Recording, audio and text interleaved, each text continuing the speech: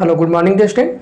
तो आज के हम लेक्चर में बात करेंगे इंस्ट्रूमेंट ट्रांसफार्मर के बारे में। तो बेसिकली आप जानते हैं कि ट्रांसफार्मर क्या है। आपका ट्रांसफार्मर आपका एक स्टैटिक्स डिवाइस है जो एनर्जी को ट्रांसफॉर्म करता है one side to another side without changing the frequency. ठीक है, without changing the frequency transformer change the voltage level and current level. ठीक है, तो इस बेस पे आप कहते हैं कि ट्रांसफार्मर आपके दो टाइप के होते हैं, एक आपका स्टेप अप ट्रांसफार्मर, एक आपका स्टेप डाउन ट्रांसफार्मर।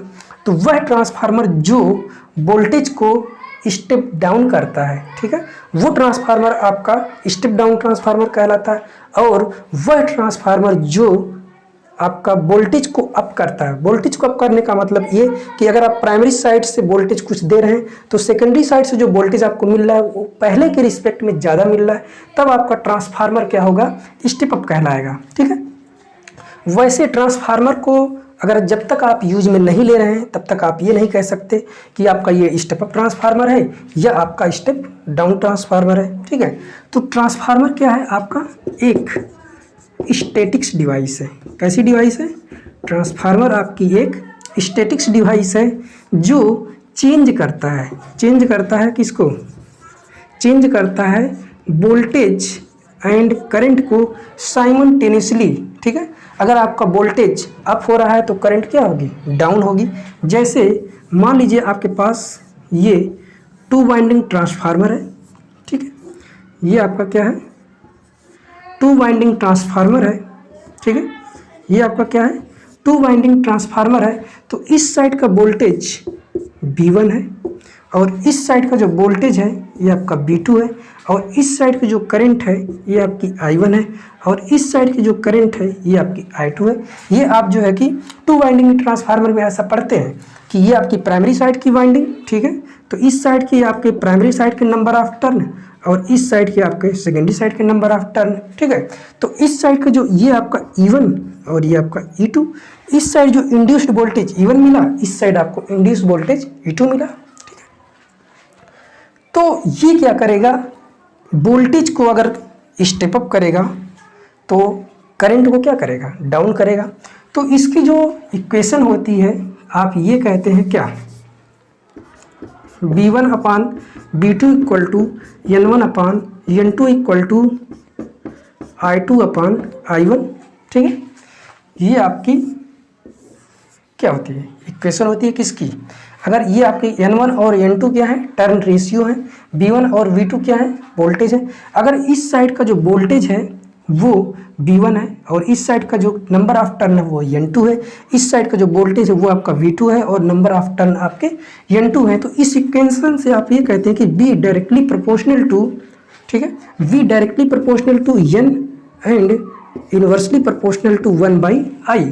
ठीक है, इस इक्वेशन से आप ये कहते हैं कि V directly proportional to N। अगर इस साइड का वोल्टेज आपका क्या है, V है, कुछ वोल्टेज है। ठीक है, जैसे कि मान लीजिए इस साइड का वोल्टेज हमने ले लिया 230 वोल्ट। ठीक है, और इस साइड का जो नंबर ऑफ टर्न है वो मान लीजिए आपका 100 है। ठीक है, तो इस साइड का जो वोल्टेज है वो आपको मिल रहा है, इस साइड का वोल्टेज 6 वोल्ट। ठीक है, इस साइड का वोल्टेज 6 वोल्ट। तो इस साइड का जो नंबर ऑफ टर्न होगा, ठीक है, इस साइड का जो नंबर ऑफ टर्न होगा वो क्या होगा, वोल्टेज भाई बढ़ रहा है तो इस साइड का जो नंबर ऑफ टर्न होगा वो क्या होगा, आपका कम होगा। ठीक है, N2 की वैल्यू इसके रिस्पेक्ट में क्या होनी चाहिए, कम होनी चाहिए। तो जिस साइड का वोल्टेज आपका ज़्यादा होगा उस साइड का जो नंबर ऑफ टर्न होगा क्या होगा, ज़्यादा होता है। ठीक है, तो ये आपका है क्या, 2 वाइंडिंग के ट्रांसफार्मर। और ये ट्रांसफार्मर क्या है, एक स्टैटिक्स डिवाइस है जो चेंज करता है वोल्टेज एंड करंट को साइमल्टेनियसली। तो और इसमें जो फ्रीक्वेंसी होती है, फ्रीक्वेंसी आपकी क्या रहती है, कांस्टेंट रहती है, किसमें, ट्रांसफार्मर में। और जो पावर रहती है, पावर भी आपकी कांस्टेंट रहती है, जिधर पावर होगी उतनी आपकी इधर पावर होगी। मतलब आपका इसमें जो लॉस होगा, अगर आइडियल की केस है, ठीक है, आइडियल केस में आपका जो पावर का लॉस है अगर ये 0 है होगा, आइडियल के केस में क्या होगा, पावर लॉस 0 होगा। तो जितना आपकी इधर पावर होगी उतनी ही पावर आपकी इधर होगी।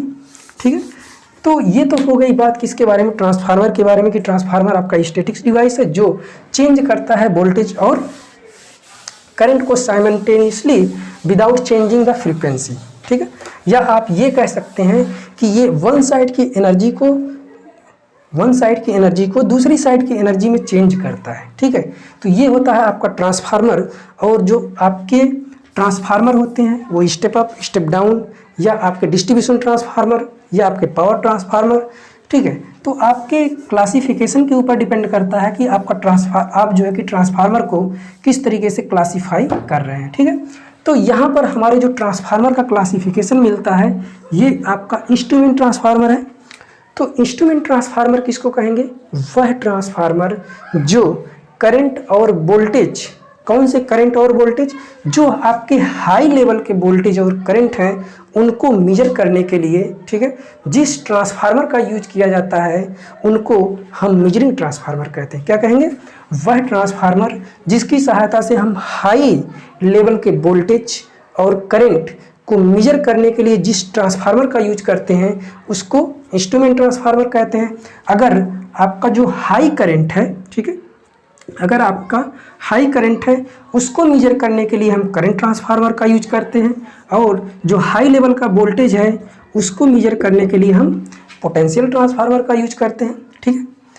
तो देखिए आपका अब दिमाग में आपके सवाल आना चाहिए कि जो आपका करंट ट्रांसफार्मर है या पोटेंशियल ट्रांसफार्मर है, या आप ये कहें कि जो आपके इंस्ट्रूमेंट ट्रांसफार्मर है वो एसी पे काम करेंगे या डीसी पे, तो आपको पता होना चाहिए कि जो आपका ट्रांसफार्मर है वो केवल और केवल आपका किस पे काम करता है, एसी सप्लाई पे काम करता है। तो आपका चाहे सीटी हो या चाहे पीटी हो वो आपका हमेशा और हमेशा एसी सप्लाई पे काम करेगा। और ये जो करंट और वोल्टेजेस को मेजर करके देंगे इनका जो लेवल होगा वो हाई होगा, ठीक है। जो करंट और वोल्टेजेस आप मेजर करेंगे तो इनका जो लेवल होगा वो हाई होगा। इसका कहने का मतलब ये है कि जो करंट और वोल्टेजेस आप मेजर करेंगे वो ज़्यादा अमाउंट का होगा, ठीक है। किलो एम्पियर में करंट हो सकती है और किलो वोल्ट में आपका वोल्टेज हो सकता है। बेसिकली देखिए आपको ये इंस्ट्रूमेंट ट्रांसफार्मर की रिक्वायरमेंट होती क्यों है, ठीक है। तो जो हमारी करंट है या वोल्टेजेज हैं, ठीक है, अगर उनकी जो अमाउंट है, ठीक है, उनका जो वोल्टेज का लेवल है या करंट का लेवल है अगर कम है तो बेसिकली हमारे पास बहुत सारे इंस्ट्रूमेंट हैं जिसकी सहायता से वोल्टेज और करंट को हम इजीली मेजर कर लेते हैं।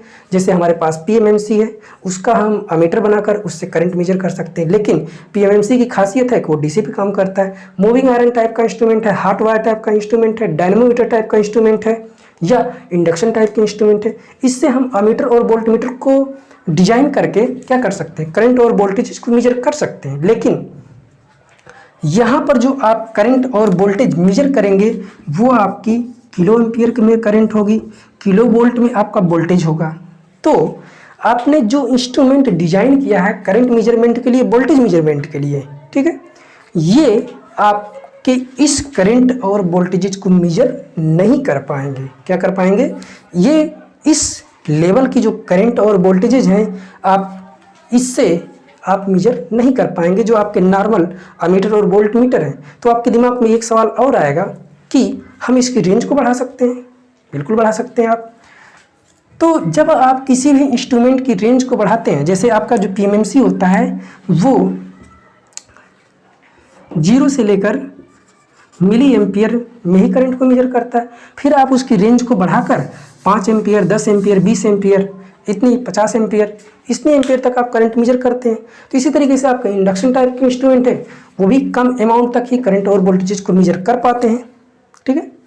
तो आप जब उसकी रेंज को बढ़ाएंगे तो आप जो है कि 200, 300, 400, 500, लेकिन आपकी करंट की एम्पियर, करंट की जो वैल्यू है वो आपकी किलो एम्पियर में है। इसका मतलब 1000 से ऊपर की करंट है, 1000 से ऊपर का वोल्टेज है। आपके पास वोल्टेज हो गया 400 वोल्टेज, ठीक है, 400 kilo volt, 220 kilo volt, 132 132 kilo volt. अब आप इस वोल्टेजेज को क्या नॉर्मल नॉर्मल वोल्ट मीटर से आप मेजर कर पाएंगे? नहीं कर पाएंगे। अगर आप रेंज बढ़ाते हैं तो 400 एम्पियर, 200 एम्पियर, 300 एम्पियर इतने तक की ही जो कि वोल्टेज को मेजर कर पाते हैं। ठीक है। अब इसी तरीके से करंट की बात है। करंट को जो है कि आपकी जो करंट है, मान लीजिए 10 किलो एम्पियर की करंट है, ठीक है, 50 किलो एम्पियर की करंट है, क्या इसको नॉर्मल आपका जो अमीटर है वो मेजर कर पाएगा? नहीं कर पाएगा। ठीक है। तो आपने देखा कि आपने जो इंस्ट्रूमेंट बनाया तो कम ही अमाउंट की करंट को, वोल्टेज को मेजर कर पा रहा था। ठीक ठीक। तो फिर आपने क्या किया? रेंज भी बढ़ाया, फिर भी आपका जो है कि इसने अमाउंट की वोल्टेज करंट को मेजर नहीं कर पा रहा है। क्या? आपके जो अमीटर और वोल्ट मीटर है। तो जो आपकी बड़ी बड़ी ट्रांसमिशन लाइन है, आपके सब स्टेशन है, वहाँ पर आपके बड़े बड़े कंज्यूमर कनेक्ट रहते हैं। ठीक है। तो जो आपकी एनर्जी मीटर है या जो वाट मीटर है, उसमें आपकी जो करंट कॉइल है, जो पोटेंशियल कॉइल है, वो वोल्टेज और करंट को क्या इजीली मेजर कर लेंगी? नहीं कर पाएंगी। ठीक है। तो इसके लिए हम क्या करते हैं? हम इंस्ट्रूमेंट ट्रांसफार्मर का यूज करते हैं, जिसमें एक आपका होता है सीटी। ठीक है। एक आपका क्या होता है? सीटी, जिसको आप कहते हैं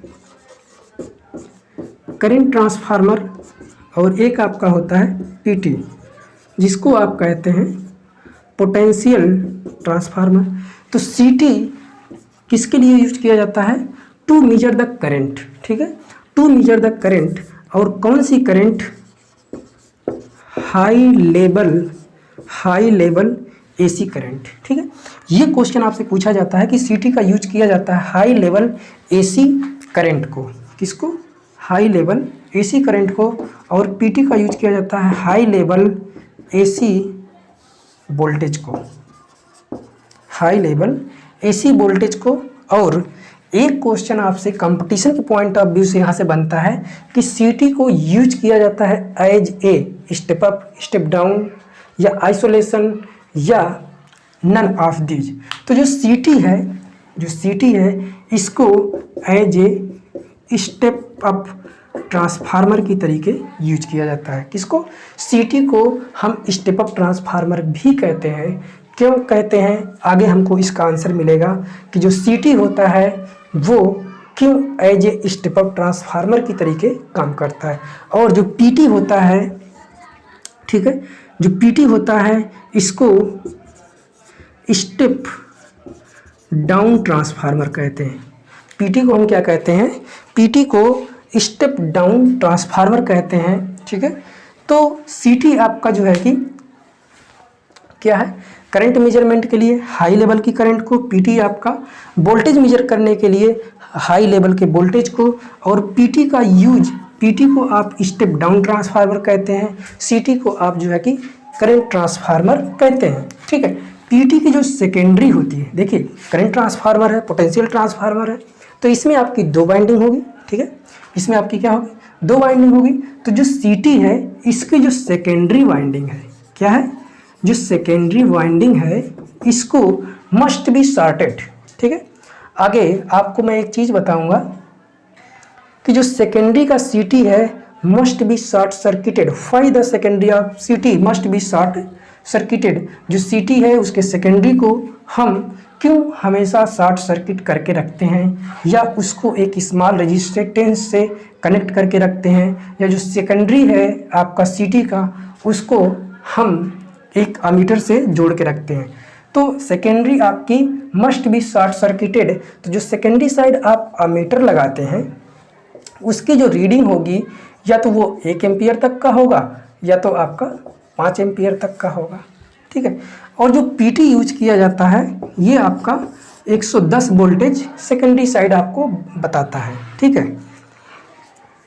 तो अब हम देखते हैं कि किस तरीके से हमारा सीटी काम करता है। ठीक है। तो देखिए ये आपका है सीटी। तो जो सीटी का सिंबल कई बार पूछ लेता है आपके कंपटीशन के पॉइंट ऑफ व्यू से। सीटी का जो सिंबल होता है ये होता है। ठीक है। कई बार आपको आइसोलेटर का सिंबल पूछ लेता है। तो जो आइसोलेटर का सिंबल है वो कुछ इस तरीके से होता है। ठीक है। कई बार आपसे सर्किट ब्रेकर का सिंबल पूछता है। तो सर्किट ब्रेकर का सिंबल इस तरीके से होता है, एक लाइन और ये क्रॉस, ठीक है। तो ये आपका हो गया सीटी।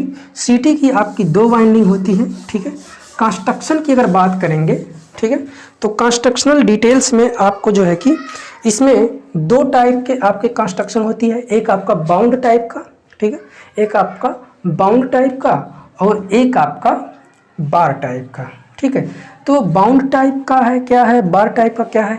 बार टाइप में क्या होता है कि जैसे आपने एक कभी कभी देखा होगा कि सीटी इस तरीके से एक आपका वायर दिखा दिया गया और इस तरीके से इसमें नंबर ऑफ टर्न लपेट कर इधर आपने अमीटर कनेक्ट कर दिया। तो ये तो आपकी हो जाती है क्या, प्राइमरी वाइंडिंग। जो ये आपका ये एक वायर है ये प्राइमरी के तरीके काम करता है और ये आपकी हो जाती है सेकेंडरी वाइंडिंग, ठीक है। ये आपकी हो जाती है सेकेंडरी वाइंडिंग, ठीक है। तो कंस्ट्रक्शन आप इस तरीके से करेंगे और थियोरेटिकल पार्ट के लिए आपको क्या करना है, जिस तरीके से आपको जो ट्रांसफार्मर होता है तो ट्रांसफार्मर में आपकी प्राइमरी वाइंडिंग होगी, सेकेंडरी वाइंडिंग होगी। तो देखिए आपका इसका जो कि किस तरीके से कंस्ट्रक्शन होती है, ये मान लीजिए आपकी प्राइमरी वाइंडिंग हो गई, ठीक है। इसमें करंट आपकी I1, ठीक है, और ट्रांसफार्मर का ये सिंबल हो गया, ठीक है। और ये इस तरीके से मान लीजिए आपकी ये सेकेंडरी वाइंडिंग हो गई, ठीक है, सेकेंडरी वाइंडिंग। और यहाँ पर आपने क्या किया, अमीटर लगा दिया, ठीक है। और जो ये अमीटर आपने लगाया, ये जो अमीटर है ये आपका 0 से लेकर 1 एम्पियर तक या 0 से लेकर 5 एम्पियर तक की ही करंट मेजर करेगा, ठीक है। ये आपकी प्राइमरी करंट, प्राइमरी, और ये आपकी सेकेंडरी, और इसमें आपके प्राइमरी नंबर ऑफ टर्न और ये आपके सेकेंडरी नंबर ऑफ टर्न, इसको हम क्या कर देते हैं, अर्थ कर देते हैं। तो सेकेंडरी वाइंडिंग का जो ये वाला पोर्शन आप देख रहे हैं कि इसको आपने क्या किया है, शॉर्ट किया है, ठीक है। आपने यहाँ पे एक अमीटर लगाया है, तो ये आपकी ये टू लोड कहाँ पे जा रही है, टू लोड। ये मान लीजिए आपकी सप्लाई इधर से आ रही थी, इधर आपने लोड के लिए भेज दिया, ठीक है। तो इस तरीके से आप सीटी को क्या करते हैं, कनेक्ट करते हैं। तो अगर आप इसके वर्किंग की बात करेंगे कि किस तरीके से ये वर्क करता है, ठीक है, तो इसके वर्किंग के लिए क्या है कि जो आपका टर्न रेशियो है, ठीक है, इसमें आप ये कहेंगे N2 divide by N1 equal to I1 upon I2, ठीक है। ये इसी प्रिंसिपल पे आपका काम करता है, किस प्रिंसिपल पर, जो आपका ये टर्न रेशियो है इसी के प्रिंसिपल पे। तो देख रहे हैं कि आपका जिस साइड, ये प्राइमरी साइड है, प्राइमरी साइड की करंट क्या है, I1, ठीक है, प्राइमरी साइड की करंट I1, और इस साइड के नंबर ऑफ टर्न क्या है, इस साइड के नंबर ऑफ टर्न N1, और ये आपकी सेकेंडरी साइड की करंट, और इस साइड के नंबर ऑफ टर्न N2, ठीक है। तो मान लीजिए आपके पास कोई सीटी देता है, ठीक है, सीटी जिसमें आपका जो टर्न रेशियो है ये, ठीक है, ये आपका क्या है, टर्न रेशियो है। ये आपका जो सीटी देता है वो कहता है कि 500/5 का आपका क्या है, सीटी है, या आपको इस तरीके से लिखा मिलेगा 500 इस टाइप का, ये आपका सीटी है। तो आपका इसमें जो करंट की आपकी क्या होगी, I1 अपान I2 होगी। इसका मतलब ये है कि अगर प्राइमरी साइड में देखिए, इस साइड में आप इसको अगर निकालेंगे तो इसके सामने क्या, इसका आप अगर ये देखेंगे तो I1 की वैल्यू आपको क्या मिल रही है, 500 एम्पियर, I2 की वैल्यू क्या मिल रही है आपको, 5 एम्पियर। तो आप तो यही कहेंगे भाई कि इधर की करंट आपकी क्या है, 500 एम्पियर, और इधर जो आपका मीटर रीड करेगा मैक्सिमम कितनी करेगा, 5 एम्पियर करेगा, ठीक है। ये क्या करेगा, 5 एम्पियर आपका रीड करेगा। जब इसमें आपकी 500 एम्पियर की करंट जाएगी तो ये 5 एम्पियर रीड करेगा। अगर इसमें 100 एम्पियर की करंट जा रही है, I2 साइड आपकी, अगर I2 साइड आपकी कितनी 100 एम्पियर की करंट जा रही है, तो I2 आपका I1 साइड 500 एम्पियर, तो आपका I2 साइड 5 एम्पियर। अगर आपका I1 साइड 100 एम्पियर करंट हो गई तो I2 कितना रीड करेगा, तो आप क्या करेंगे, इसको 500 डिवाइड बाई 5, ठीक है, ये आपको कितना मिल जाएगा, I2 की वैल्यू कितनी मिलेगी, I2 की वैल्यू आपको मिल जाएगी ये 100, तो I2 की वैल्यू मिल जाएगी आपको 1 एम्पियर, ठीक है। अगर आपकी I1 में इसमें आपकी जाने वाली करंट कितनी हो गई, इसमें जाने वाली करंट 100 एम्पियर, तो इधर आपका ये अमीटर कितना रीड करेगा, 1 एम्पियर। तो अगर ये आपका अमीटर 1 एम्पियर रीड कर रहा है सेकेंडरी साइड, तो प्राइमरी साइड की करंट की वैल्यू कितनी हो जाएगी, 100 एम्पियर। ठीक है, तो इसी प्रिंसिपल पे आपका ये काम करता है। ठीक है, जैसे मान लीजिए आपने कोई दूसरा सिटी ले लिया, वो आपका था कितना, 400 डिवाइड बाई 5 एम्पियर का, और जो इसके लाइन करंट है, यही तो लाइन करंट है। अगर ये लाइन करंट जो आपको I1 है, ठीक है, लाइन I1 की जो वैल्यू है ये आपकी है, मान लीजिए 100 एम्पियर। ठीक है, 100 एम्पियर या 200 एम्पियर मान लीजिए। I1 की वैल्यू अगर आपका 200 एम्पियर है, तो I2 जो आपका मीटर है वो कितना रीड करेगा। अब देखिए ये आपका हो गया कितना, 400 divide by 5 equal to 200 divide by I2। तो इसको आप इससे कैंसिल करेंगे तो कितना मिलेगा, यहाँ पर मिलेगा 2। ठीक है, ये आपको मिल जाएगा कितना, 2/5, तो आपको मिल जाएगा कितना, 0.4। अगर आपका ये मीटर 0.4 रीड कर रहा है, कितना, 0.4 एम्पियर रीड कर रहा है, इसका मतलब क्या है, इसका मतलब ये है कि इस साइड की करंट कितनी है, इस साइड की करंट आपकी 200 एम्पियर है, क्योंकि आपको इधर पता था। अगर आपको ये नहीं पता है कि ये 200 एम्पियर है, कितनी एम्पियर है, अगर आपका मीटर इस तरीके से आपका टर्न रेशियो दे दिया है मीटर का, और कह रहा है कि जो आपका मीटर है, ठीक है, मीटर की जो रीडिंग है, मीटर की रीडिंग मान लीजिए आपका ये रीड कर रहा है 2 एम्पियर। अगर मीटर की रीडिंग 2 एम्पियर है, इसका मतलब आप क्या कहेंगे, I2 की वैल्यू 2 एम्पियर है। तब आपसे ये आपको ये पता करना कि I2 की वैल्यू, सॉरी I1 की वैल्यू कितना। इसका मतलब कि आपको मीटर में इतनी एम्पियर करंट पे आपका जो पॉइंटर है वो स्टे है 2 एम्पियर पे। तो आपको ये पता करना है कि इस साइड की करंट कितनी है, इसका मतलब लाइन में करंट कितनी है। तो आप क्या करेंगे, इसको 400 डिवाइड बाई 5, ठीक है, equal to I1 upon I2। I2 की वैल्यू आपको दिया है कितना, 2 एम्पियर।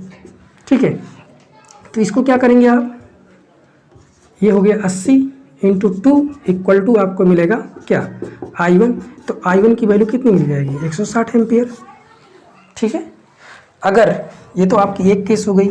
अगर मान लीजिए आपका ये जो मीटर है, ठीक है, ये मीटर I2 की वैल्यू बता रहा है कितना है, I2 की वैल्यू मान लीजिए ये 0.5 एम्पियर रीड कर रहा है, I2 की वैल्यू 0.5 रीड कर रहा है, तो मीटर में कितनी आपकी वैल्यू मिलेगी, सॉरी आपकी लाइन करंट कितनी मिलेगी। तो ये आपको मिलेगा कितना, 80 इंटू 0.5 इक्वल टू कितना, I1। तो ये आपको कितना मिल जाएगा, 8×5 = 40 एम्पियर करंट होगी।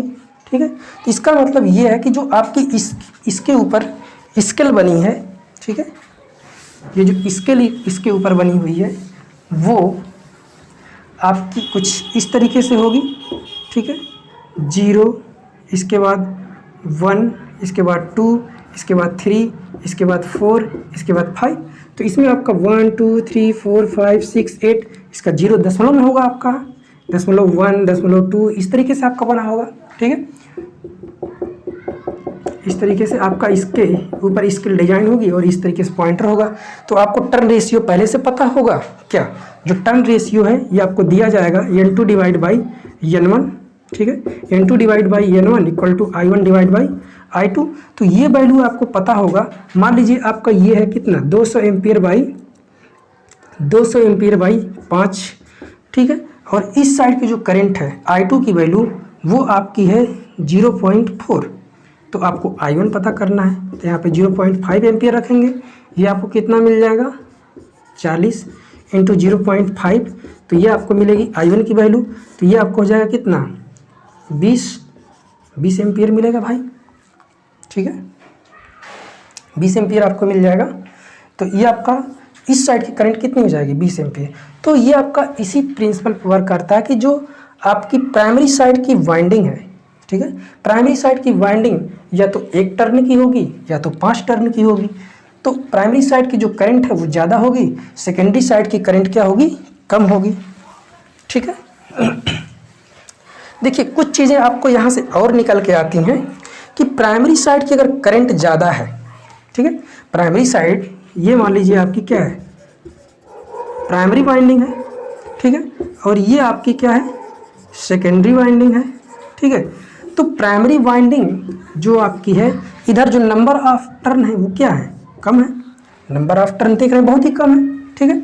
जैसा कि आपने उसमें भी देखा था कि आपका 200 क्या है, 200 डिवाइड बाई 5 है, तो आपकी N2 की वैल्यू क्या थी, ये तो आपकी क्या है, इधर जो नंबर ऑफ टर्न है ये क्या है, कम है।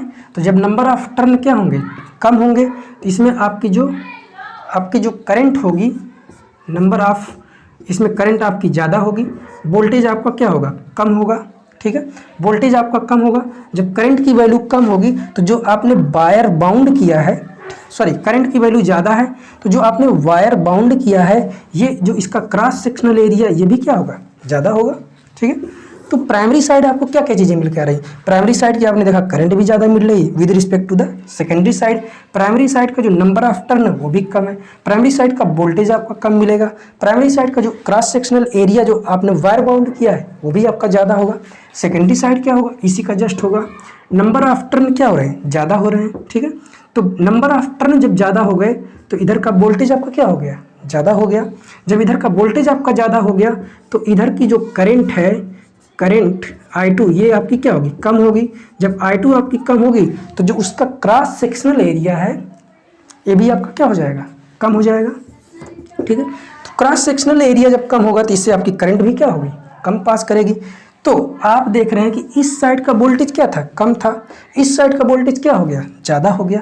तो आप इसी के बेस पे ये कहते हैं कि जो आपका CT होता है वो आपका स्टेप अप ट्रांसफार्मर होता है, क्योंकि इस साइड का वोल्टेज कम था, इस साइड का वोल्टेज ज़्यादा हो गया, इस साइड का वोल्टेज कम था, इस साइड का वोल्टेज क्या हो गया, ज़्यादा हो गया। तो इस साइड का जब वोल्टेज ज़्यादा हो गया तो इस साइड की करंट क्या हो जाएगी, कम हो जाएगी।